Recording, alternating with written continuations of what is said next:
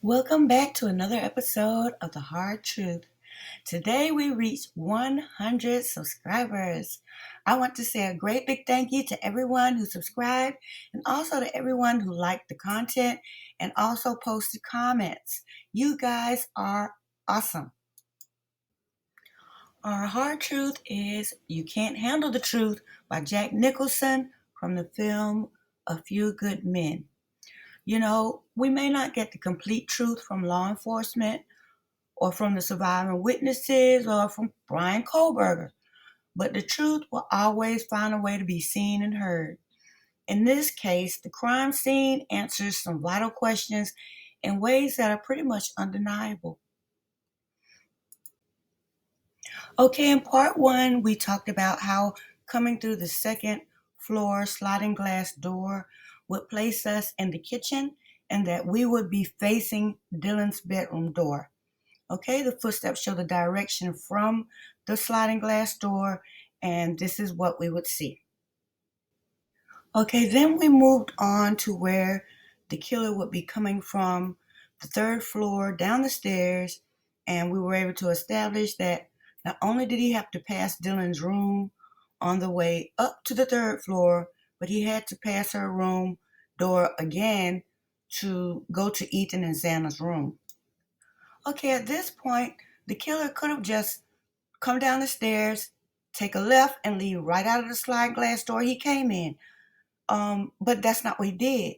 Assuming there's only one killer, he had to pass Dylan's room again and go to Ethan and Sandler's room. So at this point, I have to conclude that he came to kill all four of those kids. He could have left after he came downstairs from with Maddie and Kaylee, but he crossed Dylan's room and crossed the living room and went to Ethan and Xana's room next, according to the order of their deaths. So no one was targeted or stalked or whatever. He came with the intention of killing all four of those kids, and that's what he did. All right, we already know that Dylan was not able to see the intruder's face when he came down the stairs. We established that already in part one. And so the question remains, when the killer came from Ethan and Xana's room back towards Dylan's room to leave out of the sliding glass door, was she able to see his face? And so I did a reconstruction of that area. You can see the direction he came from, and I did a little silhouette here that's like right there at her door, to where he would have to make a right here to leave out of the kitchen. And to his left is Dylan's room. At this point, her door is cracked open, according to her account, and she is actually looking at the killer. Okay? And the question also comes up, is the light on in that hallway? Because if the light is on that hallway, she can see his eyebrows, but he can see her too. I mean, there's no way he passed that door 3 times. It was closed. According to her account, the first 2 times she opened it, she didn't see anybody. But the third time, when he's coming out of Ethan and Xana's room, the door is cracked open, and there's enough light for her to see him.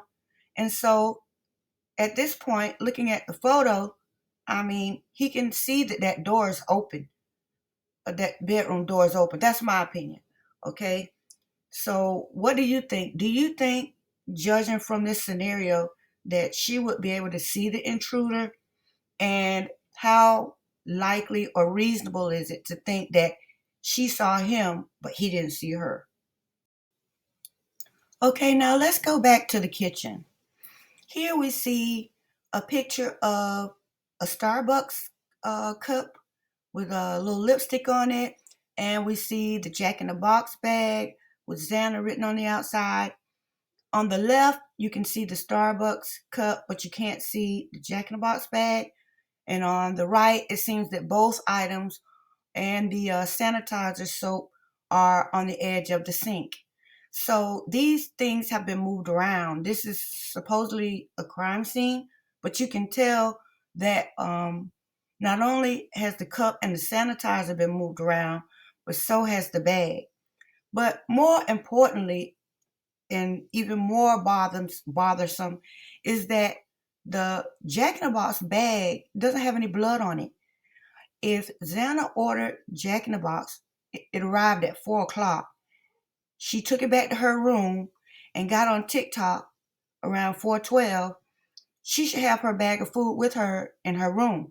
And when the killer came in and things happened, that bag should look like hell, pretty much. It should be bloodstained, ripped apart. It certainly shouldn't look pristine and standing upright. And so we have to assume that she never brought the Jack in the Box bag to her room. And if that's the case, why did she order the Jack in the Box? Just to sit in the kitchen, go back to her room, and get on her phone? That doesn't make sense. Another thing, if you look at the picture on the right, that Jack in the Box bag looks staged. It's got Xana written in big letters on some label. I mean, that just looks like this is the Jack in the Box bag. It's for Xana. Look at this. It looks staged to me. The fact that it's clean, it's still in the kitchen, and her name is so big on the outside of that bag, all spells that it was staged to me. Okay? But we'll talk about this in the next episode. Post your comments. Let me know what you think, and we'll see what we can make of this. Thanks for tuning in. Hey, thanks for watching another episode of The Hard Truth.